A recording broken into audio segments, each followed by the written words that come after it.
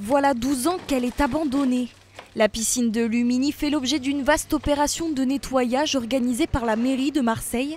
Face à l'urgence, la ville a décidé d'en finir avec les décharges à ciel ouvert. On retrouve des dépôts de professionnels indélicats, parfois un peu de dépôts également de particuliers qui ont fait des travaux et qui ont trouvé qu'au lieu d'aller aux déchetteries qui sont gratuites pour les particuliers, payantes pour les professionnels, c'est beaucoup plus pratique de déverser dans nos espaces naturels. Et aujourd'hui, nous disons stop, la ville de Marseille ne tolérera plus les décharges sauvages. Si depuis des mois, laine de verre, gravats et autres détritus s'entassent dans le parc national des Calanques, ces dernières semaines, un monticule de pneus sur plusieurs mètres de haut s'est accumulé.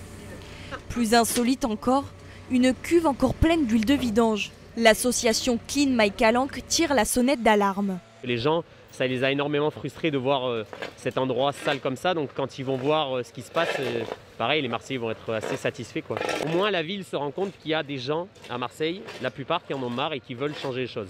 C'est fou le pouvoir que peut avoir un réseau social quand on l'utilise à bon escient.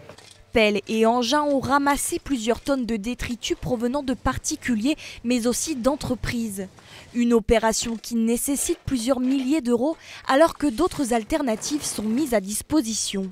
Aller sur des plateformes de tri, il y a 2 plateformes pour les professionnels à Marseille, Egalade et La Millière. Il y a également une plateforme payante qui est l'Exutoire à Septem. Si les particuliers font pression sur leurs professionnels en exigeant de savoir si ce sont des entreprises raisonnables, respectueuses, c'est comme ça que nous arriverons peut-être à améliorer ou tout au moins à faire disparaître ces décharges sauvages.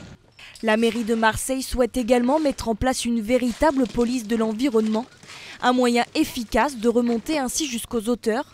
Pour rappel, l'amende pour dépôt sauvage de déchets peut aller jusqu'à 1 500 €.